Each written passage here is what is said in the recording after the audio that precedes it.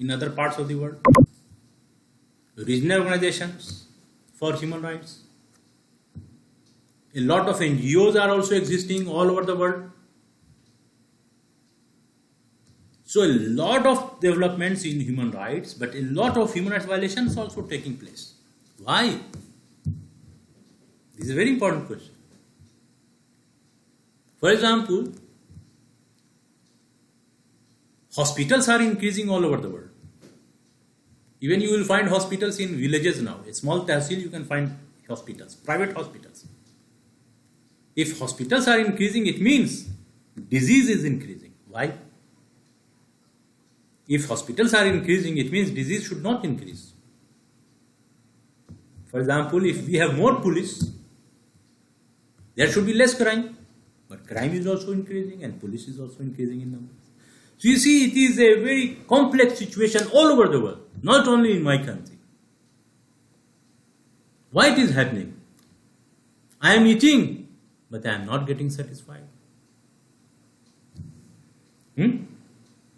I am studying, but I am not able to understand. The same thing situation is happening in the world today in the context of human rights. You find a lot of international institutions, a lot of states with democracy, with other things, but there is also violation of human rights. It is something like you have a guava tree or an apple tree. Apple tree should give apple. But if apple tree is not giving apple, then what is the problem? This is the analogical problem. This problem was raised by Plato. That if there is an apple, it must give apple, not lemon. Analogical method. If you are a good human being, there will be a good society. If there are good estates, there will be good atmosphere in the world. You understand analogy? जैसी नियत वैसी बरकत. Good intention linked with good action, and good action is linked with good result. This is the problem. Now, this is a very philosophical problem. I am not going into this, but somewhere the fault, the problem lies within the domain of power. Somewhere the problem lies within the people who are using power all over the world. And who are using the power? Who are the state? They are not robots, they are human beings. So ultimately, the problem again comes back to human beings. Human beings reflected in the context of a state, human beings reflected in the context of international community, human beings reflected in other aspects. Again, we come back to human beings. That's why I tell you that the ancient Greek thinkers, they talked about human beings. For example, Plato said that if the king is moral, if the king is good, there is no need of law. But if a king is dishonest, law becomes meaningless. Law becomes useless. So where is the focus? The focus is on human beings. That's why I will give you some of the, because I have made some case study in my life. I visited Iraq 4 times, and Iraqi ambassador was my friend when I was in Delhi for 18 years. I'm talking about pre-2003, when I was in Delhi. And in 2003 there was an attack on Iraq. But before that, Iraq was not. It was free. Then I also studied, on Iraq I wrote a lot in Pioneer and Telegraph also. In Telegraph I wrote about for 10 years. And in Pioneer about 3.5 years. Also wrote in Hindu for some time, but I am not writing nowadays. So I also studied the Palestine problem, and the Iraqi problem, and the Syrian issues, and the Libyan issues, and Yemen now. So I'll give you some of the things. Now, if you look into the Universal Declaration of Human Rights, of 1948. The overall, the thematic aspect, the main purpose of the Universal Declaration of Human Rights is to acquire freedom, to achieve justice and peace in the world. Freedom, not the animalistic freedom, but limited, reasonable freedom, and justice, political, economic, social, and peace in the world. You also find the same discourse all over the world, especially in European Union, in our world, in South Asia, in SARC, in European Union, in American conversation. You find peace, justice, and freedom. This is the, intention. This was the intention of United Nations and the Universal Declaration of Human Rights. Now, there are some other points I will just tell you, then I will come to the case studies. In UDHR, Universal Declaration of Human Rights, we talk about the preamble. Preamble means introductory chapter, introductory aspects, introductory highlights. It talks about inherent dignity and worth of human being. Inherent dignity. That you cannot be contemptuous to others. Urdu में बोलते हैं हकारत की नजर से देख, किसी को नीचा देखना, किसी को नीचा नहीं देखना चाहिए एज ए ह्यूमन बीइंग. हाँ, ये देख सकते हैं कि मेरे पास इतने पैसे हैं, उसके पास इतने पैसे नहीं, but as a human being he is also और she is also human being. Same blood, because death will come equally to the same, to all people. Death will not spare rich, and only it will come to the poor. It will come to both. So, inherent dignity of human being, inherent worth of human being, not to humiliate, not to create fear, not to violate the dignity of any human being. So this is one aspect. Then this is as inalienable rights. Inalienable means it cannot be separated from human being. Because you are born as a human being, you must have your dignity. Then freedom of speech and freedom from fear. And then you find rule of law to protect human rights. That is also very important. Rule of law means if I become the chief minister of XYZ state, my name is Arshi Khan, I should not have a dominance of my community or my tribal identity or of my religion. As Arshi Khan came to power, I am going to do everything for my own people. No. I am in power, but I will follow the law, rule of law, not rule of Arshi Khan. So rule of law, through which you came to power. So rule of law, because in European academics, there is a lot of focus on rule of law. Means law will prevail, not you and me. Not I and not you, even if I am strong. I will not prevail. Rule of law will prevail. So this is another. And you find that all over the world. For example, in America today there is a protest is going on. Protest is going on. Hello. Am I audible? Yes, sir. Okay, thank you. Sorry. Yes, sir. Yes, sir. Thank you. See, thank you. If you look in if you look at America, Yes, sir. in America, the protest is going on. Why protest is going on? The protest is going on because the American police is not giving the same treatment to the black people as it is giving the treatment to white people. So there is a racial discrimination.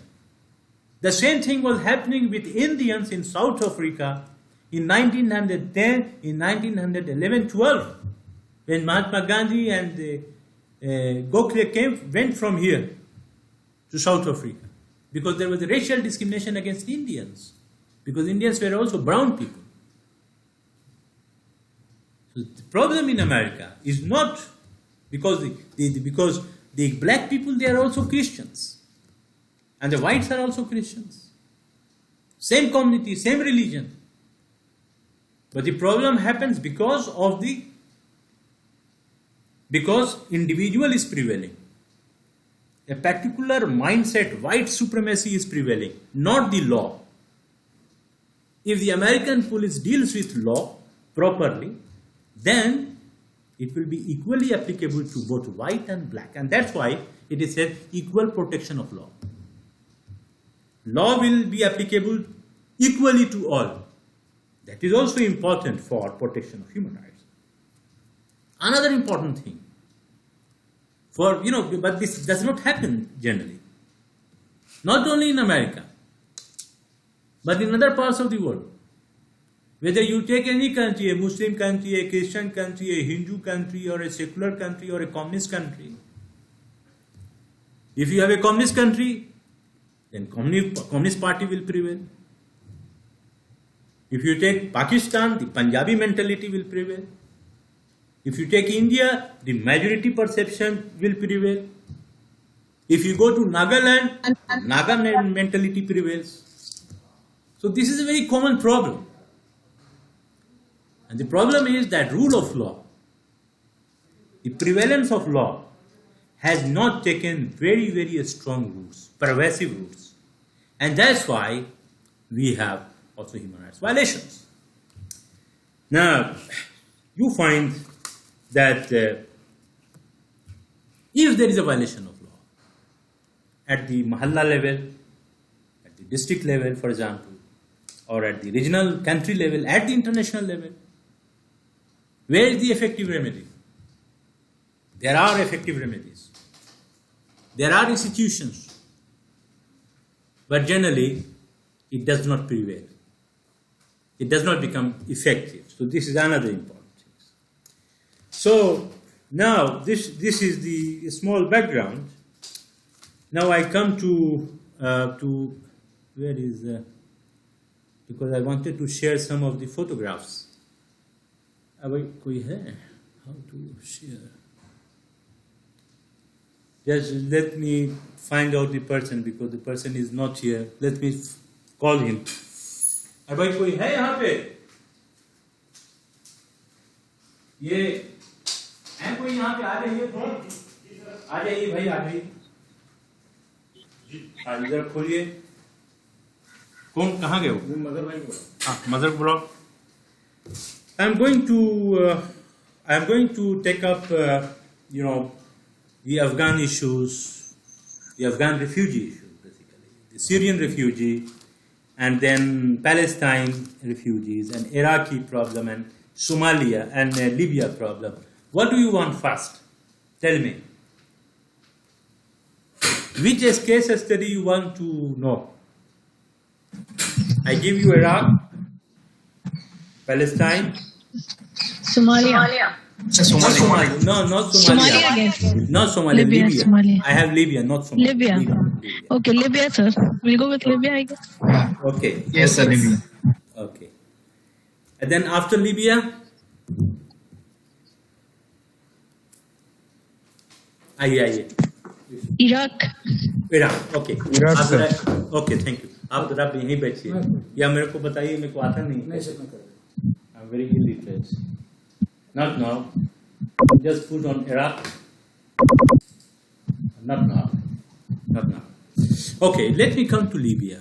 I tell you that on Libya, I wrote about 2 articles in the mainstream long before, I think in 2011. And one of my articles, I found that it was on the post of London School of Economics, London, which I was searching and I found that it was there. And it was a very long article, about 4,000 words on Libya. At that time, there was the issue of no-fly zone on Libya. And I tell you that I visited Libya in 2007 on the invitation of the Libyan government. And I also found that there was a big American delegation. That time, other than the Indian delegation. From India, there were 2 persons. There was myself, and there was another person, he was a journalist. And then there was a big group from America. And I found Libya very peaceful that time. And I tell you that I have found on the Libyan issue that Muammar Gaddafi was, very much demonized, very much demonized. And on this there is a book written by former CIA officer. His name is John Stockwell, and the name of the book is The Praetorian Guard. And in that book he has written that Gaddafi was deliberately demonized. The same fate of Gaddafi and Saddam Hussein, they were demonized. What were the main problems with Saddam Hussein? Because after Saddam Hussein, what happened? More and more violation of human rights. Massive human rights violation after Saddam, because the whole country is in chaos. The society has collapsed, a state collapsed, judiciary system, political system, party system, everything collapsed. There was no ISIS, there was no terrorist organization in Iraq during Saddam Hussein. But after 2003, you find a lot of groups. You find Al-Qaeda, you find ISIS. The same situation in Libya. In Libya, I found in 2007 that if a person is getting married, and the government knows about this, because Libya was very friendly to India, and Iraq was also very friendly to India. I know Bhishma Narayan Singh, Shri Bhishma Narayan Singh. He was a governor to different states in India.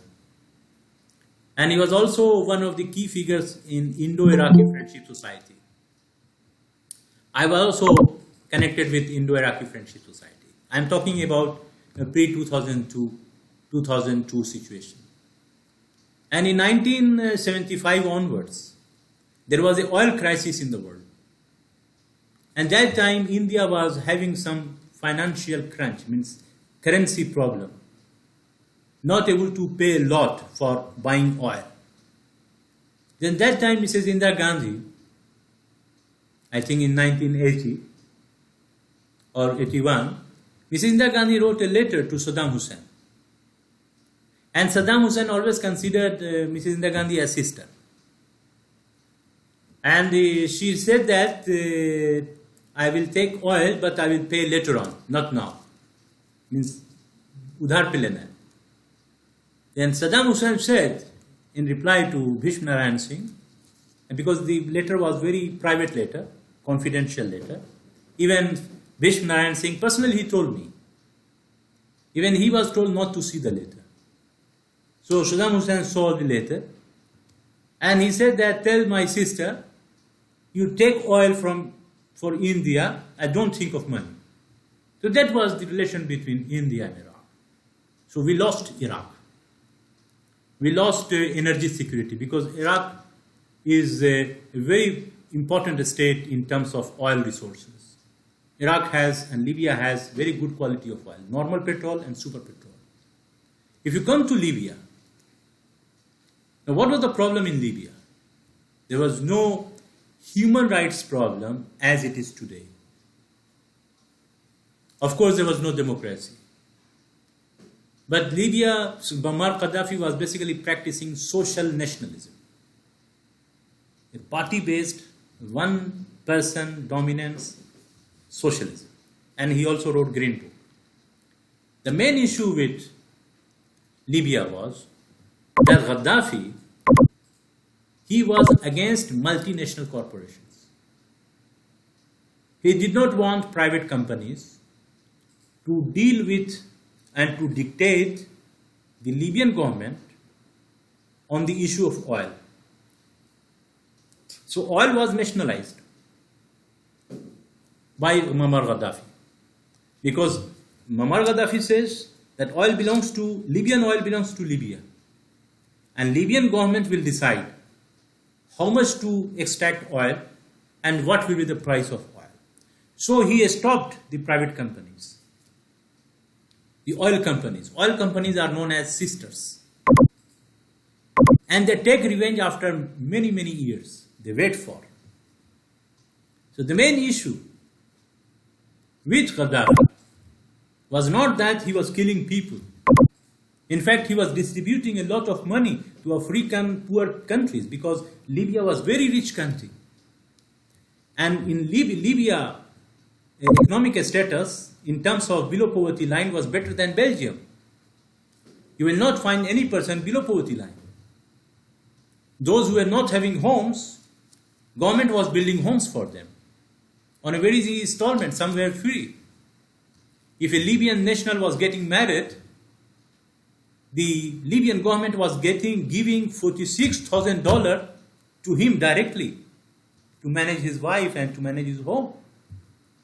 Because Libyan population was 6 million, 4 to 6 million. And the territory of Libya is 17th in the world, full of oil. But what happened in Libya in 2011? Massive bombings. And before massive bombings, a lot of propaganda in order to create, a negative opinion about Muammar Gaddafi.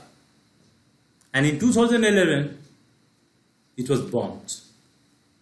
And in 2011, you also find the Arab Spring.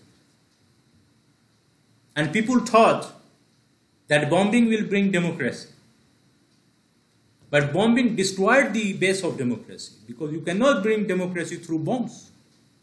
A peaceful country, it was not fighting with any other country, it was bombed. And naturally, you find that when a country is bombed, then what happens to the people?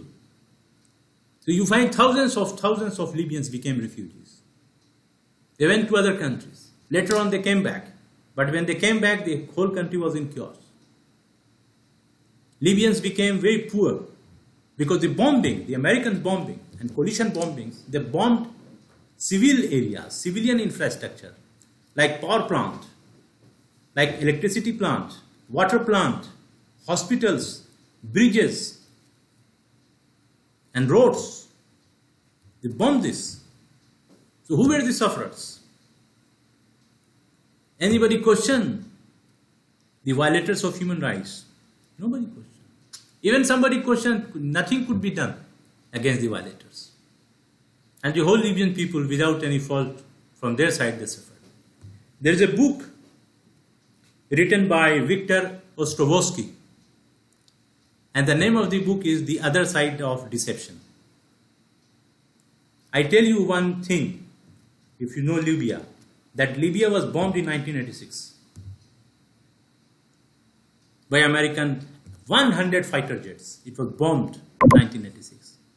Now in the book, The Other Side of Deception, written by Victor Ostrovsky, he writes that in 1986, I am not saying, Victor Ostrovsky says that in 1986, Israel surreptitiously planted a device near Tripoli, transmitter. And in the transmitter, they used a system Trojan. And through that Trojan, they started giving a false message of terrorism. And at the same time, there was a terrorist attack in Berlin in 1986. So transmitter did not belong to Libya. It was used by the Israelis. The Libyan government did not know about this. And in the Arabic language, the other people were talking about terrorism, and Americans were duped. They were given the information that the terrorist attack in 1986 in Germany is linked with Libya because there is a transmission in Libya. See the brain. And then Libya was attacked in 1986. Libya did not do it. I am not saying this is written in the book. The name of the book is The Other Side of Deception. This can happen with any country. So these are the things you find that in Libya. And today the situation in Libya is extremely bad. Libya, soon after the fall of Gaddafi, soon after attack on Libya, thousands and thousands of armed mercenaries They were brought to Libya. How they were brought? Who brought them? Who was in power that time? There was no power center in Libya. Libyan people were out of power. Libyan leaders were already disturbed. Gaddafi was killed. His son was also in hospital, or he was injured. He was also in the custody. So who brought the terrorists? And from where they came? So Libya became the territory for training terrorists. And from there, the terrorists were spread to other parts like Syria, like Iraq, like other parts of the world. I tell you, there's a book written by Grammy McQueen, Professor Grammy McQueen. And the name of the book is The Anthrax Deception. The book was written in 2014. It is not published here, it is published in America. I have that book. I have read that book. I have read about 18 books on terrorism to understand terrorism. And this book I read at the end. And this book is based on the field study. And Grammy McQueen, the Canadian professor, he says that if you want to understand terrorism, don't look at actors. You look at the script writers and directors. For example, Sholay film.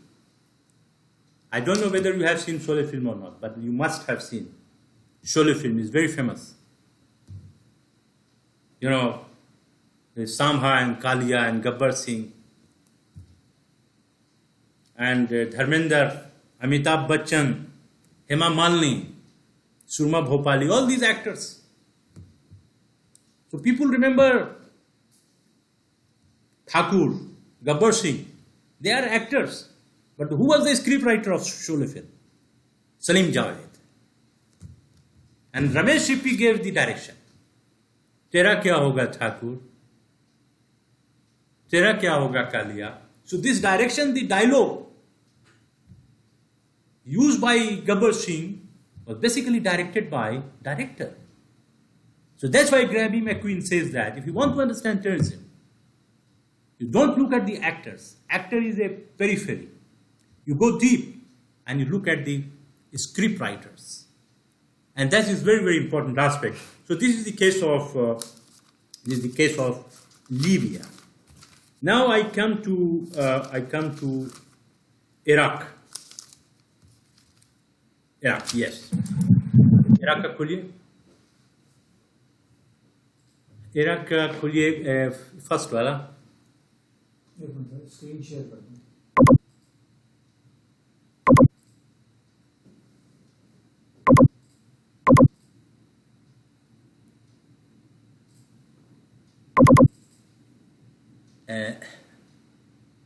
Yeah, this is the bridge in Iraq, and this was bombed in 2003. And this was the bridge in Baghdad, because Baghdad after 1990 built a lot of bridges, which were bombed by Americans in 1991. So if you look at the bridge, this is not a military bridge; it is a civilian bridge. There was a United Nations report that more than 90% targets of American bombing in Iraq were civilians, not military targets. Then another. Then look at this. This is a roadways, road transport area, road depot, where public, the common Iraqi people, they board the bus. Now, is it not the human rights violation? Who are suffering because of this? Then come to another. I'm just giving you some pictures. See, look at this. Because they also bomb not only the normal ministries. For example, oil ministry.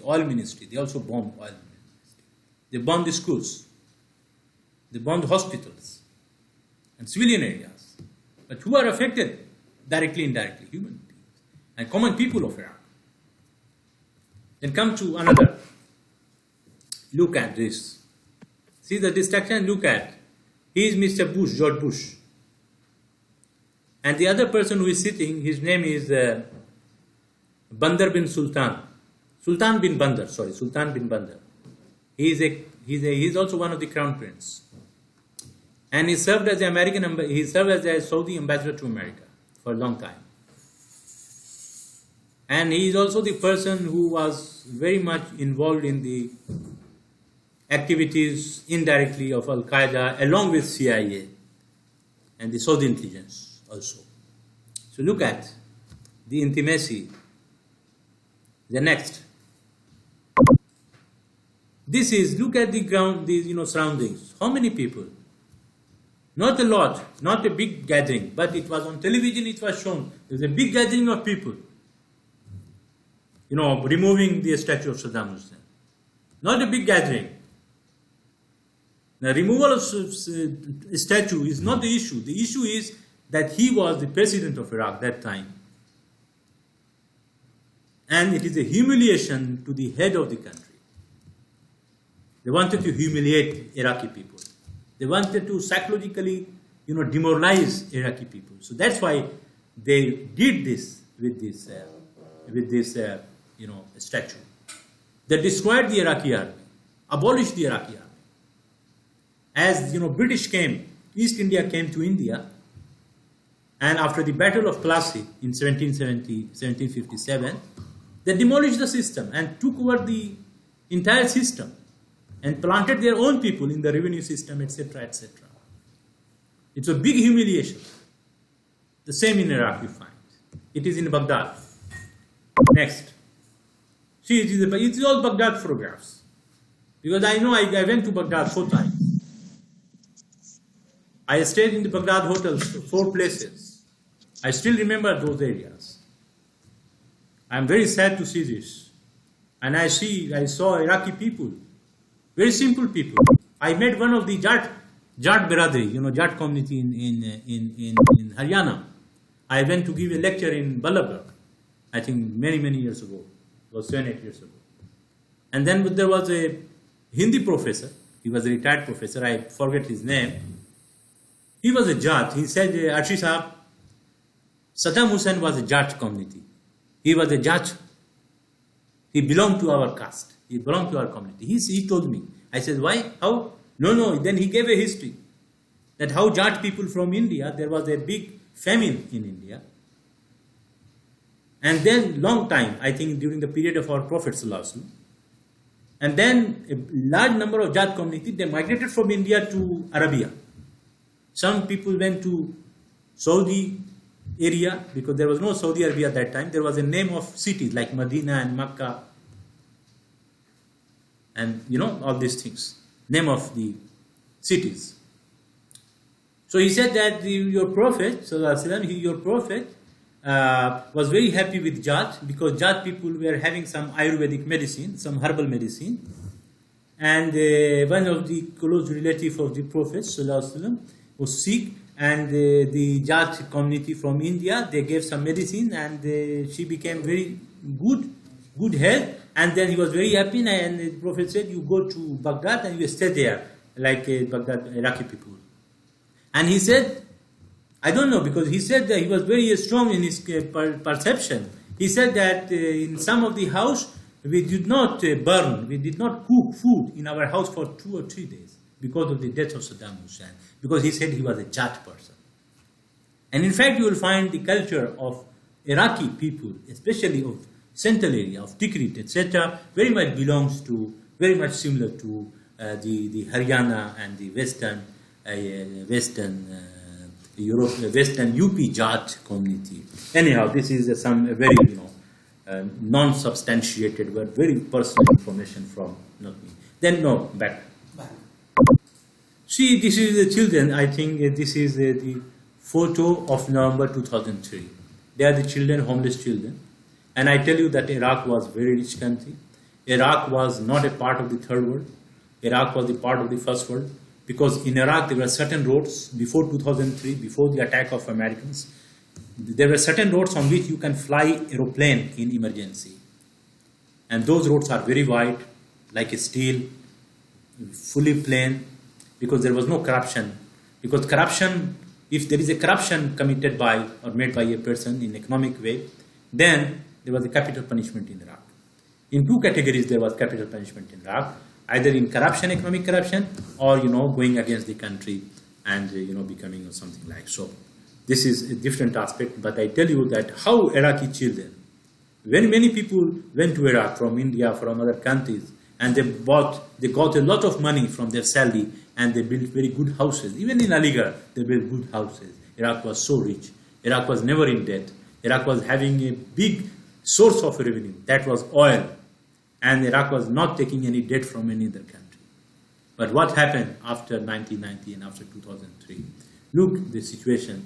Is it not the human rights violation? It is. Not because of the American bombing. Who are responsible for this? The American bombing for this. They were not criminals, etc. Anyhow, these informations and these photographs I have taken especially from Jerusalem Post, from Harris, from Amnesty International, and also from some Christian missionaries working in Iraq, like World Vision, and from Al Jazeera, from BBC, etc. Next. Then this is the bombing on Baghdad. This is the Tigris River. I have seen this Tigris River. Because there are two important rivers in Iraq, Dajla and Furat. Euphrates is Furat, and Dajla is Tigris. So this is the Tigris River, and see the bombing. So this is the bombing, you see. Naturally, it has impact on human rights violation. Especially those people, for example, if a woman is pregnant, and what will happen to the baby inside the womb of the mother because of the big sound? What will the mental impact on the baby, on mind, psychology, etc.? And what will happen to those people who are very old, who are very small children? Even now, nothing happens. But because of this bombing, because of this flash lighting, and because of the sound, high sound, because they use very dangerous weapons also in Iraq. Next. So it's a violation. See, he's an American soldier, and no one is there. It's a 2003 photograph. I think they all either killed or they abandoned. See the baby. This is the situation. Iraq came, the baby shows that Iraq became vulnerable, helpless, depending. Iraq was never dependent. It was a very emerging country, self-sufficient in road, in health sector. It was not third world country. It was part of the third world, but its developments and infrastructures were similar to first world, developed world. That's why I am using this. Next. And then you see this is a local Iraqi person. He's a hostage now after the attack on Iraq. Look at this. Where's the dignity, etc. And those who are doing it, they are not Iraqi. They are from outside. They don't know the culture of this country or the heritage of this country. As the British East India Company did not know the heritage of India, or the Crown, which got power in 1858 and ruled India and made Jallianwala Bagh and killed people in 1942. And they used all Indian army to win war in the First World. What they gave to India, they divided India in two pieces. They told us, because in India, before 1919, Indian people were categorized as communities: Hindu community, Muslim community, Sikh community. British told Hindus, oh, you are in majority. The Muslims ruled over you. You have to be careful about them. They will again rule over you. You are in majority. They went to Muslims. They said, oh, you are in minority. You are Muslim. If we go, they will dominate. Hindus will dominate. So be careful. You see the divide. It is known as to divide and destroy from within. Politics of subterfuge and to divide and destroy from within. This word was used by Grammy McQueen in his book. You see, nobody is going to make attack on another country. No. Nowadays, no one is interested to make one country to fight with another country. No. Now, some of the forces in the world, some of them are also our friends also. They don't want. They want us to be divided from within and to fight against each other. As it's happening in Iraq. In Iraq, never Shia Sunni fought against each other. during Saddam and before Saddam. But after Saddam, what happened? When Americans were getting defeated because of the resistance by Iraqi people, they started sectarian war, Shia and Sunni. They started bomb plant in Shia mosque and Sunni mosque. If there's a bomb blast in Shia mosque, oh, Sunni has died. A Sunni mosque, like in India, for example, if there is a bomb blast in temple, oh, Muslims have done it. If there is a bomb blast in mosque, oh, Hindus have. Like this, putting people one against one another. So anyhow, this is the case of Iraq. And this is the girl, the Iraqi girl. She's from Basra. She's feeling helpless, and how because I knew Iraq very deeply and very well. Anyhow, next. This is not a town. This is a graveyard in Iraq. Can you see this? Are you looking at it? Hello? Hello? Yes, sir. Yes, sir. Yes, sir. Yes, sir. Yes, sir. Yes, sir. This is not a township. Yes, sir. This is a graveyard. Because Not clear, sir. this is a graveyard. Yes, sir. Yes, sir. Yes, sir. Graveyard? It's a graveyard. Yes, you all are graves. Most of the buildings are graves. Yes, sir. Yeah. So you find that in 2000 between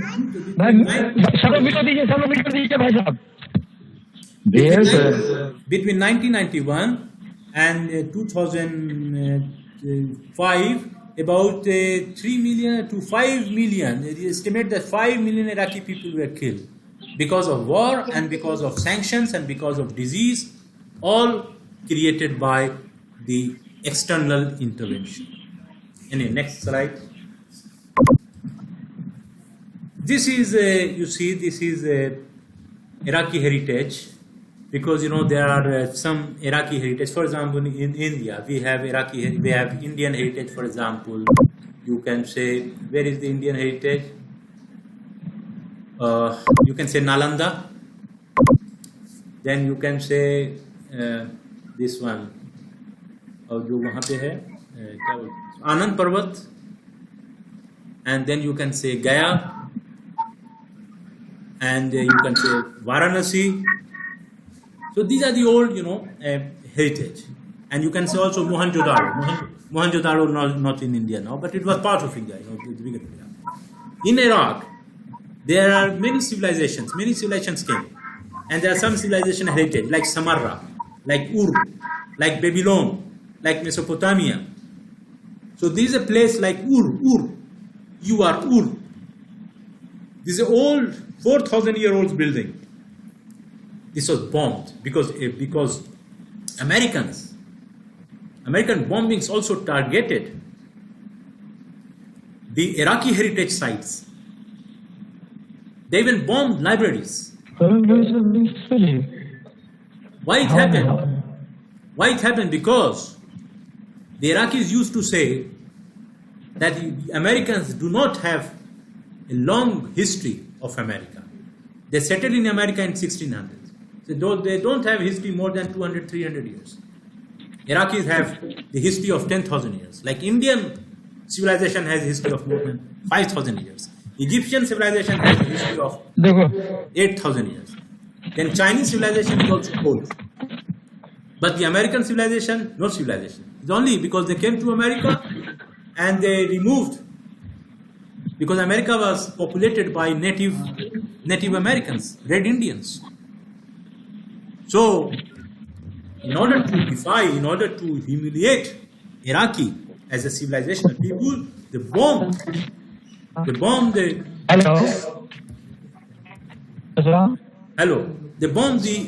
heritage sites.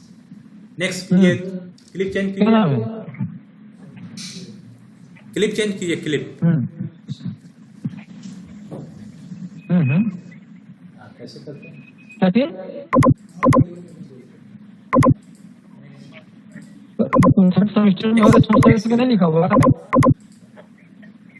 This is another photo. You see, the another photo is you find and there's something written also on that. And one is, the head is broken. The head is broken. And the head cover is also broken. This is very symbolic. That I can break the head cover of your chief of the country. Because that time he was the president. So naturally, it was a psychological shock and humiliation to the people. And then next, look at, this is in Iraq. This is a security check within homes.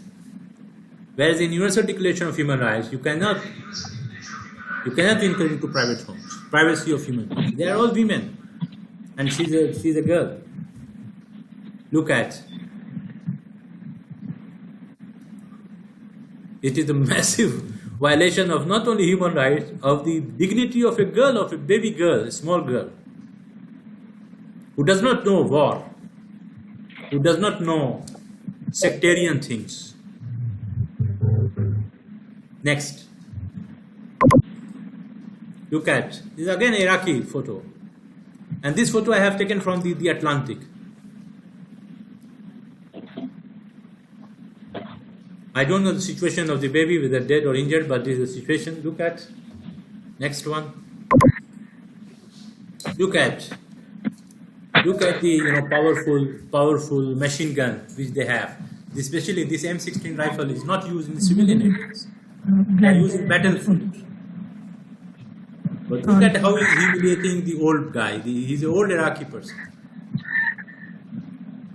They don't know. They don't have the culture of respecting the old people. How he's doing, look at.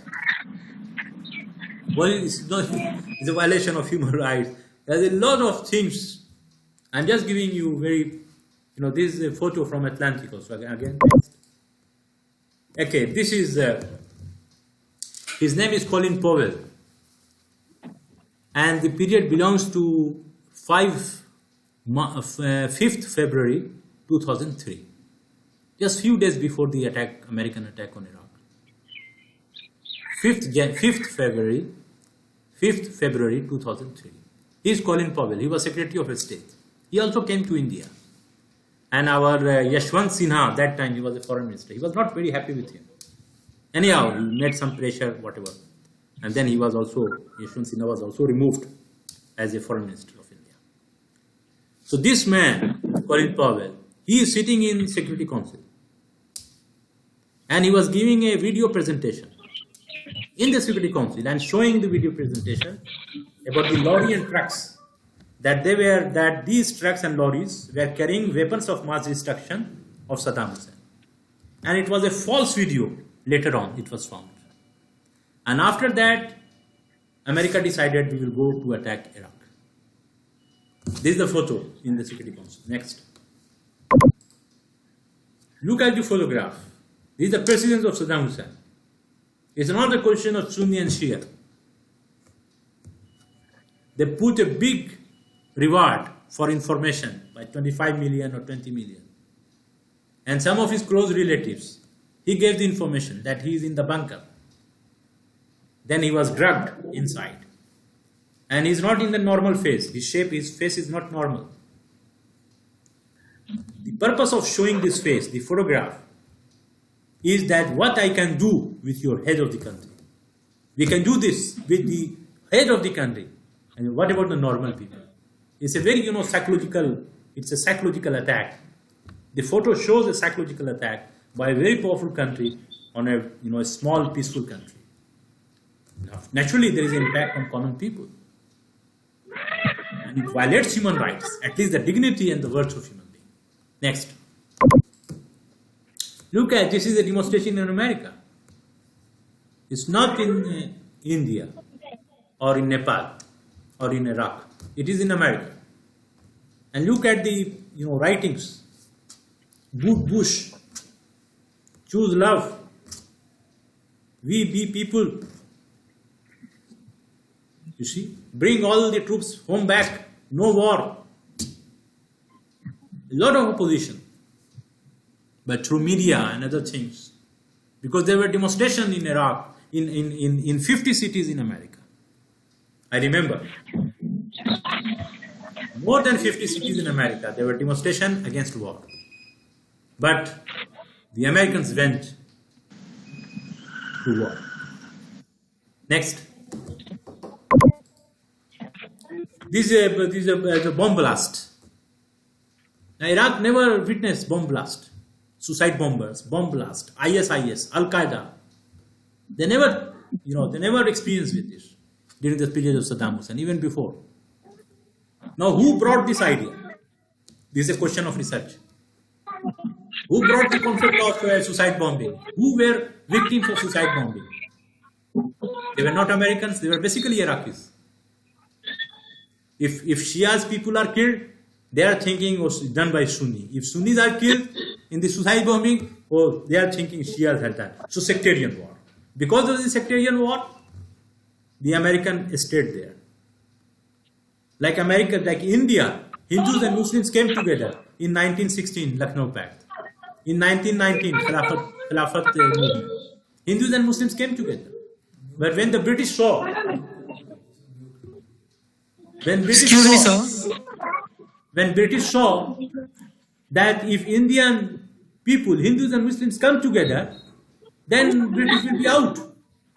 So after 1920-21, there was a lot of politics to divide people of India. And then you find a lot of divisions, later. We will then, next. We will come to discussion, don't worry. Look at, this is this is a Iraqi palace in Baghdad.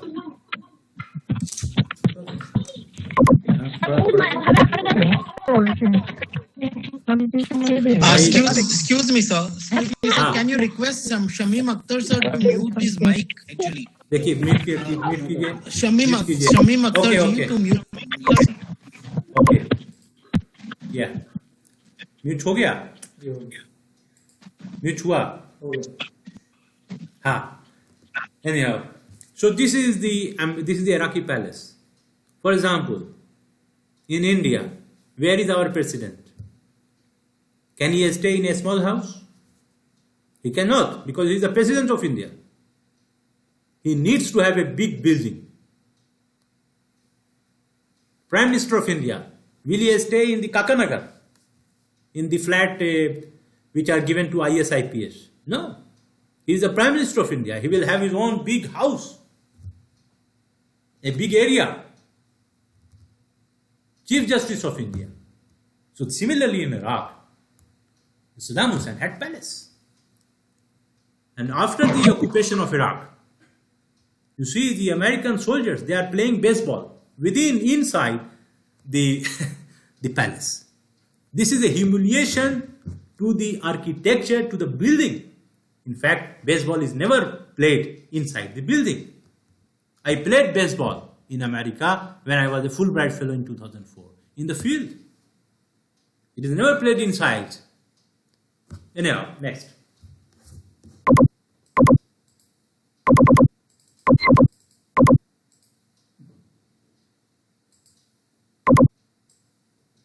Next picture. Hey, ये खत्म हो गया. So this is a no.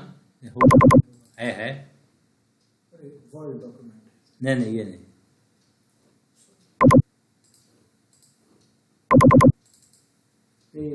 ये है उसके बाद नहीं है. Okay. So this is a very brief thing on Iraq. Now, how much time we have? 15 minutes for discussion. अभी 15 मिनट है सिर्फ. 15 minutes रहे. सिर्फ 15 मिनट बाकी है. Discussion के लिए. बस है.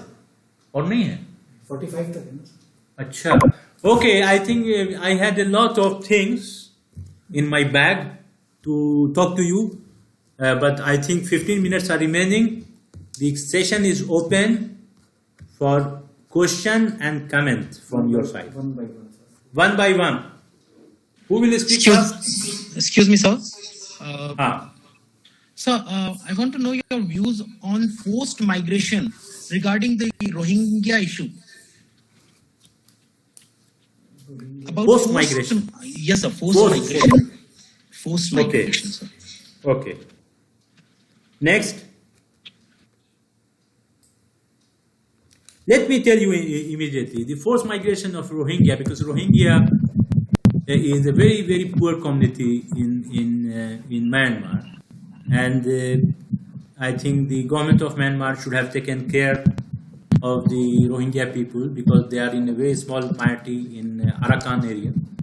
And I think that the Burmese government, they failed, especially their military. They could not provide security or a sense of security to Rohingya people. And naturally, you will find a lot of Rohingya, they fled to Bangladesh. They also came to India, some thousands of Rohingya, they came to India. But basically, they are very poor people and very vulnerable.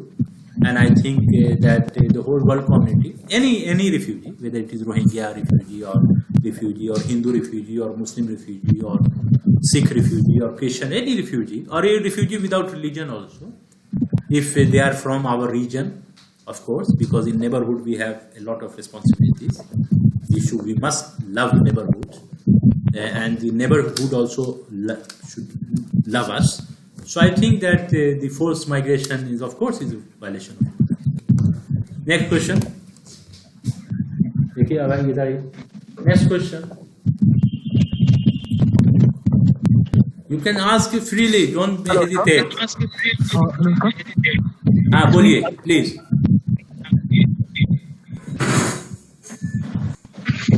Please go ahead. बोलिए. It's me, Anup Shekhar from Netaji Institute, Calcutta.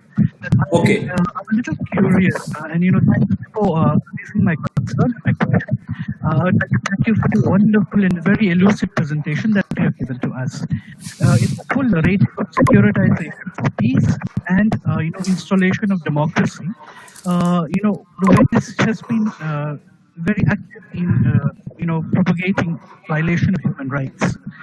Given this, do we have any construction of ideas of looking at memory, forgiveness, and the quest for happiness as an alternative understanding to internationalization of human rights regime across the world?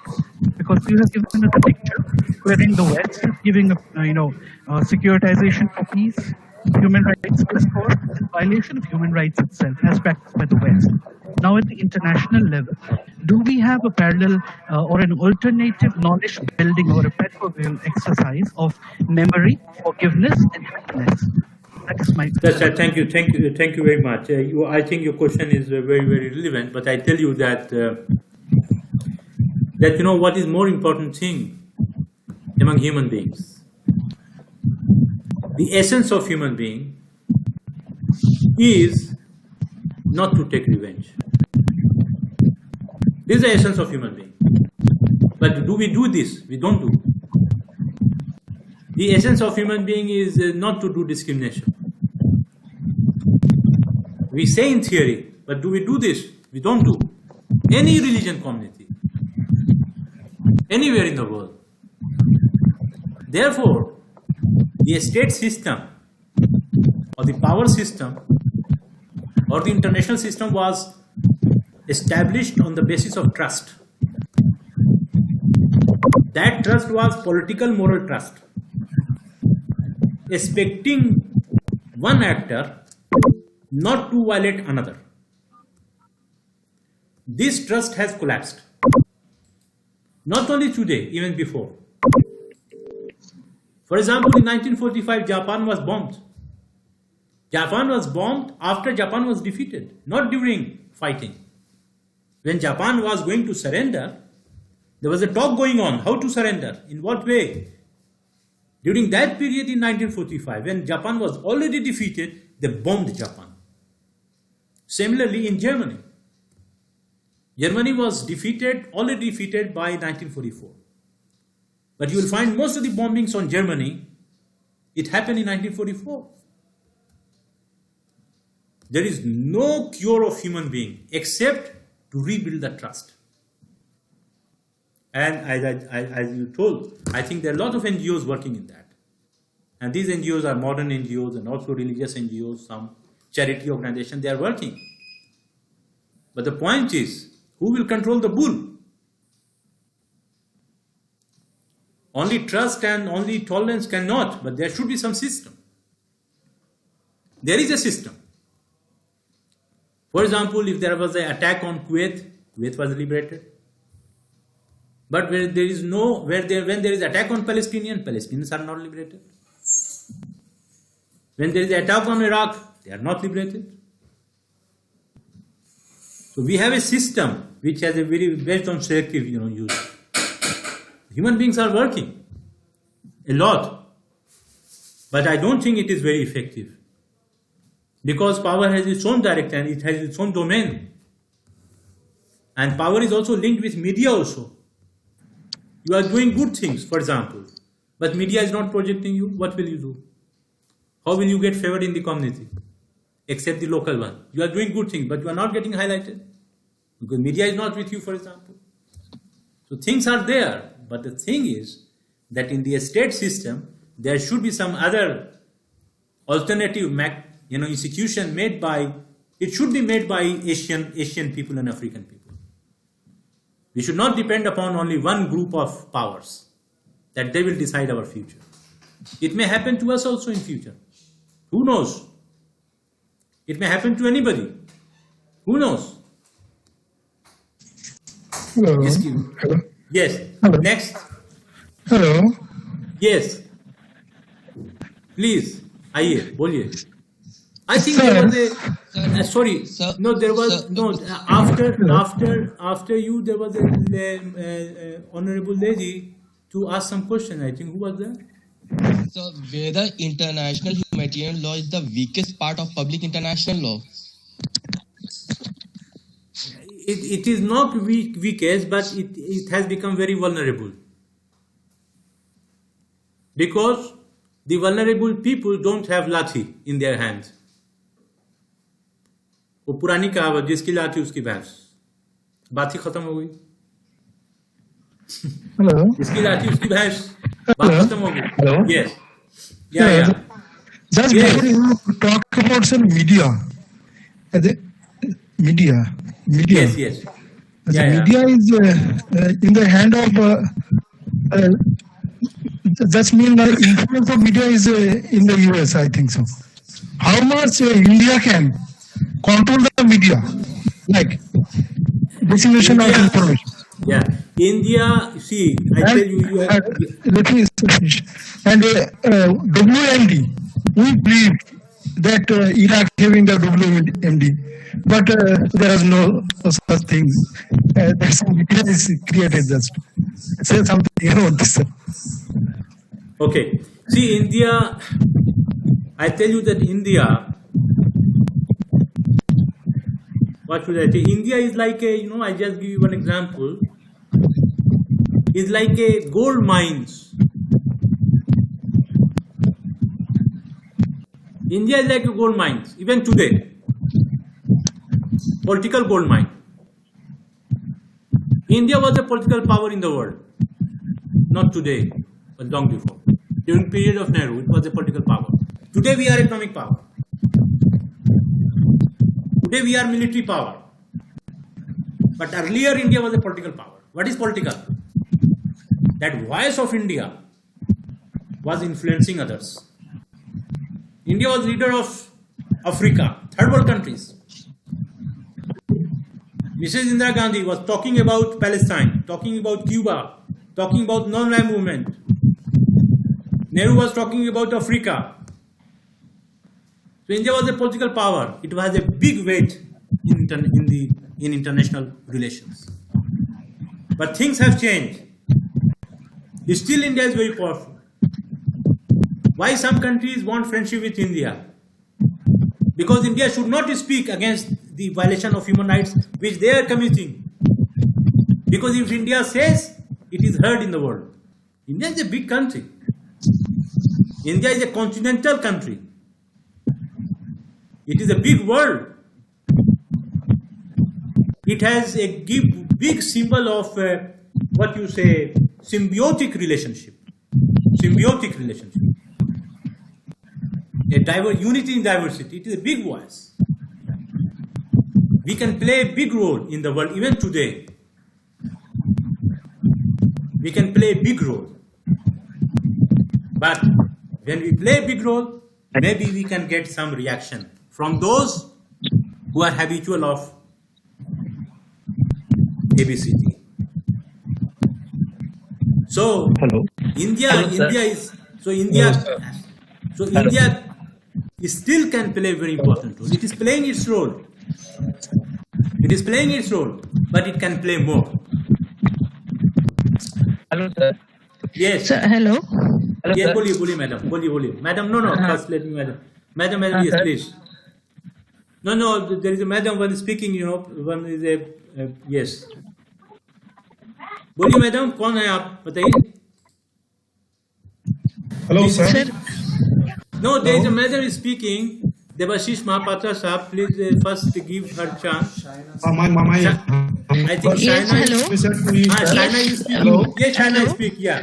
Just Yes, wait. Lalgum sir. So, my Shaina Sir. Saif, Social Work Department. Okay, welcome. Yes. Sir, I would like to know that since there's a gross violation of human rights in most of these countries which you have just spoken about and showed pictures, Iraq, Libya, Palestinian. So I don't see any mechanism for their upliftment, for their rehabilitation, and when it is a global issue, neither there is a strong assertiveness from the side of the United Nations. So what can be done in order to look into this gross violations of these countries? Thank you. Yeah, very good. Thank you very much. Let me briefly tell you. Of course, we cannot do anything. But this is human rights violation is like a disease. If you don't have a medicine to cure the disease, no problem. But if you know the disease, that this is the disease, this is the problem, then half of your problem is solved. In fact, most of us, we are not very much aware of the nature of human rights violation in these parts of the world or in other parts of the world, like Africa, etc. If we know the nature of violation, then we can make some precaution. We can talk to our students, to our community people, to community leaders, what to do, what not to do, what to avoid, how to be careful. For example, if we know the bomb blast cases in certain countries, so we can be aware that some forces are doing it there, they may also be doing in my country. So knowing the disease is solution of the half of the problem. But on the table, we don't have any mechanism. There is a mechanism. But those who have a hold over, control over the mechanism, who are controlling? They are Americans, British, and French, and then Russians and Chinese. Even Russians and Chinese, you can minus them, and basically three, along with Israel. Israel is inside US, very powerful. Many of the things done in their interest, especially in the Middle East. It is a known fact. So we cannot do many things, but at least we can propagate the right thing so that people should know about it. And if we know the disease, half of the problem is solved. Hello, sir. Devashish Mahapatra, sir. Yes, Hello. Devashish Mahapatra. Sir, Yes. my humble submission to you. What is your observation about the Rohingya humanitarian crisis in Myanmar related to the Buddhist extremism? That is one kind of state-sponsored terrorism. That is one kind of state-sponsored genocide. What is your observation? See, as I don't know much about Rohingya, but I tell you that Buddhist, not all Buddhists, but there are some section of Buddhists. They are extreme, like some Muslims, some section of Muslims, like some section of Hindus, like some section of Buddhists. There are extremist forces in Myanmar, also in Sri Lanka, for example. So this is rising up. But there are certain forces also they are backing, indirectly. And now I tell you that when you have extreme nationalism, then democracy will never work. This is the problem. I am not saying, I think this was said by Bentham. I am not sure about Bentham, but I know one British scholar, Arnold Toynbee, British historian. He wrote a book in 1920. He said that nationalism and democracy cannot go together. Nationalism, patriotism is good. patriotism is bigger than nationalism. Patriotism is bigger than nationalism. Nationalism, for example, if I talk about nationalism in India, Naga nationalism, Kashmiri nationalism, Manipuri nationalism, Muslim nationalism, Sikh nationalism, Hindu nationalism, it will be very negative. But when we talk patriotism, for example, in Islam, there is no worship of a state. But in Islam, you can love your country where you live. You have to love your country. You have to fight for your country. It is proof from our Prophet. You may be killed for your country. But you cannot worship. You can worship only God. So, but in nationalist people, extreme nationalists, they will say, oh, they are not trustworthy. So patriotism is a solution. Patriotism is bigger than nationalism. Anybody can be patriot. Anybody can be a Gaddar. He may be a Muslim, maybe a Hindu, maybe a communist, maybe a Sikh. So extreme nationalism, because nationalism promotes one community culture. For example, in Pakistan, the Punjabi domination in Pakistan, it created fear in the mind of Bengali people. So Bangladesh became separated. So you find that in India also, patriotism is very important. Nationalism, it is not against nationalism, but too much nationalism. For example, if I talk too much about religion, then I cannot live with any other person. I cannot live with him. I cannot go with him. I'll say, oh, he's not a Muslim. I cannot do anything. No, I should not be like this. Extreme is not good. So extreme nationalism, because nationalism has two categories. One is a ethno-nationalism, and there is another is demos nationalism, democratic nationalism, and ethnicity-based nationalism. One language, one culture, one nation, one skin, one history, ethno-nationalism. Composite culture, composite nationalism. For example, in India, you have so much unity in diversity. You cannot separate, because the partition in 1947 was a political partition, not a social partition. It was a political partition. Social partition, no. In Calcutta and everywhere you find, because you find many Jats, they are Hindus and Muslims, same people. Same language, they speak same language. They have a difference of religion. They share the same table. There are some differences. Differences does not mean conflict. In one family, there may be 5 brothers and sisters. They may have a different choice, color, food. But differences is not conflict. Similarly in India, because in India or in Asia, religion never created genocide, but in Europe it created genocide. In 17th century, in 18th, all over Europe, Protestant and Catholics, they fought. And that's why many of them, they fled to America, New Zealand, Australia and Canada. But in India, you don't find. Religion brought together Indians. But the misuse of religion, makes separation. So, in Rohingya also, the extreme forces in Myanmar, not all Buddhists, I don't say. I don't blame all Buddhists. Excuse me, sir, I want to share one thing.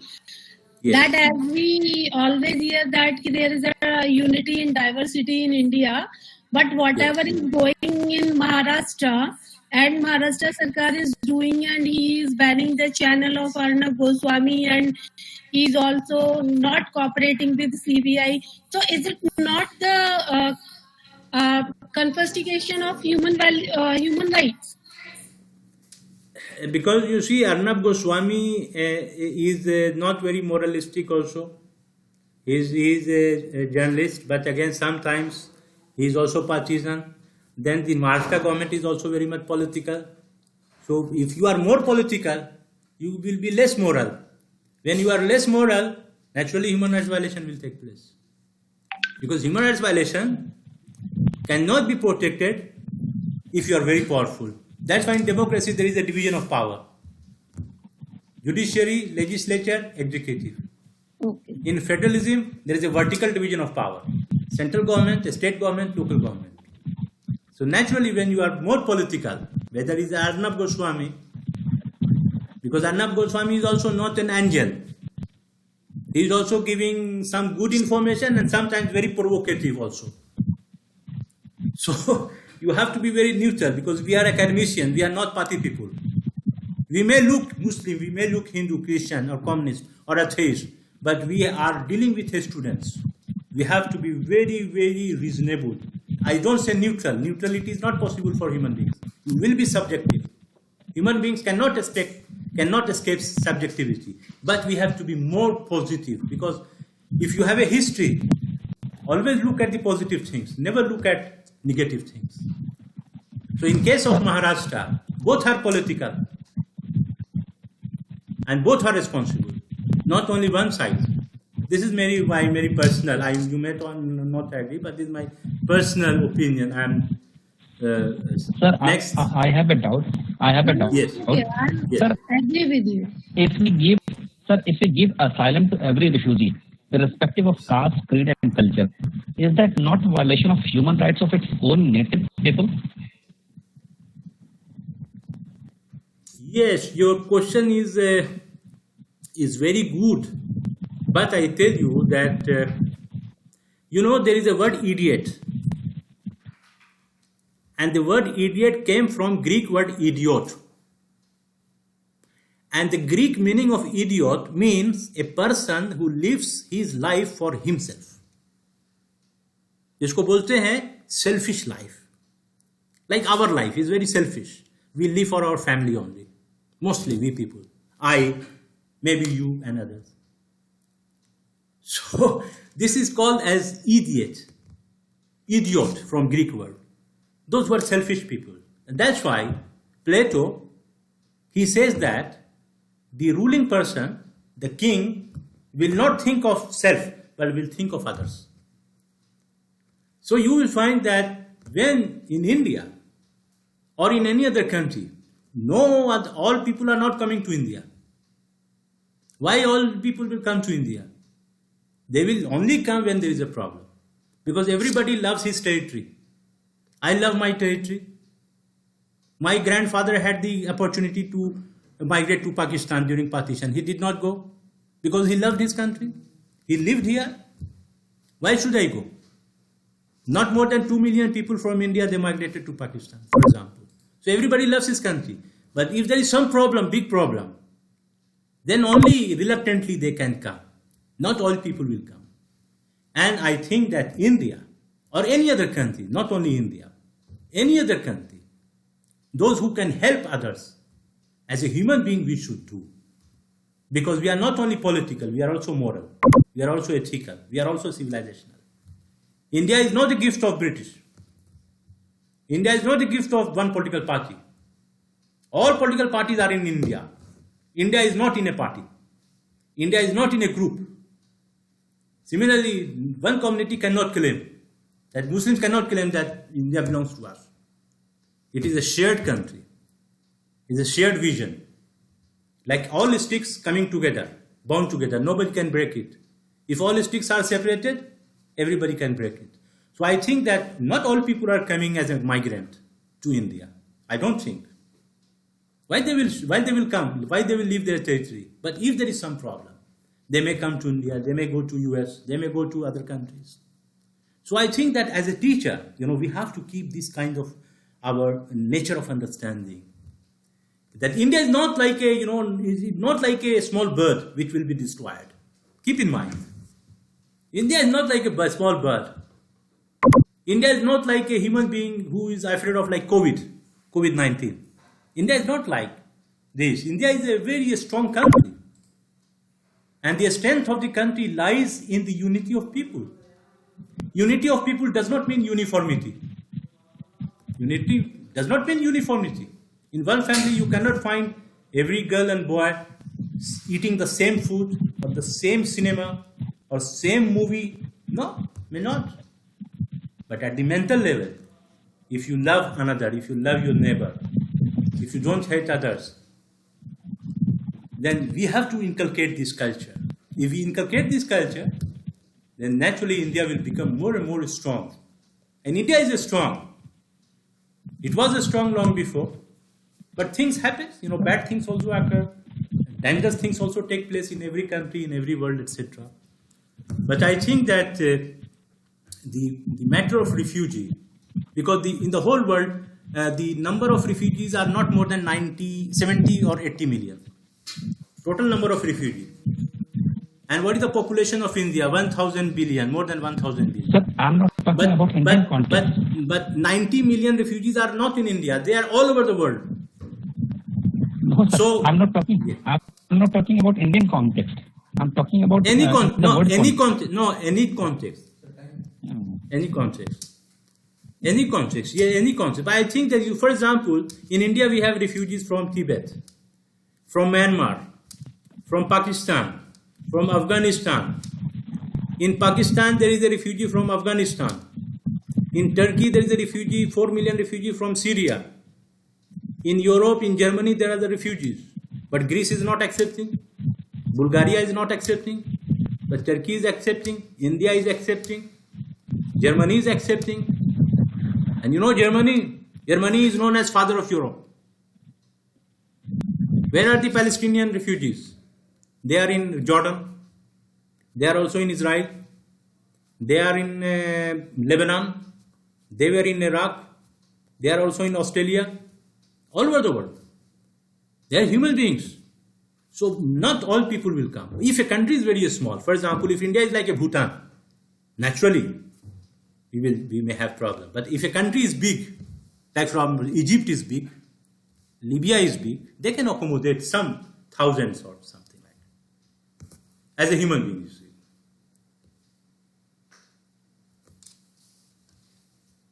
Ji. Any other participants to interact? Or to ask something? I thank all of you for giving your time and for Thank you so much, sir. thank you. I thank all of you and all the participants. I think Thank you. more than- Thank you, sir. Thank you very much. I thank you very much. Thank you very much. Thank you, sir. And I express my good wishes. Express my good wishes to you and to your family. Thank you, sir. Shamil. Thank you, sir. It's a very informative session. Thank you, sir. so much. Thank you. Thank you, sir, for the informative session. Thank you. Thank you. Sir, can we get recorded one? Sir, Yes. sir, can we get recorded lecture of Yes. sir? I think you can get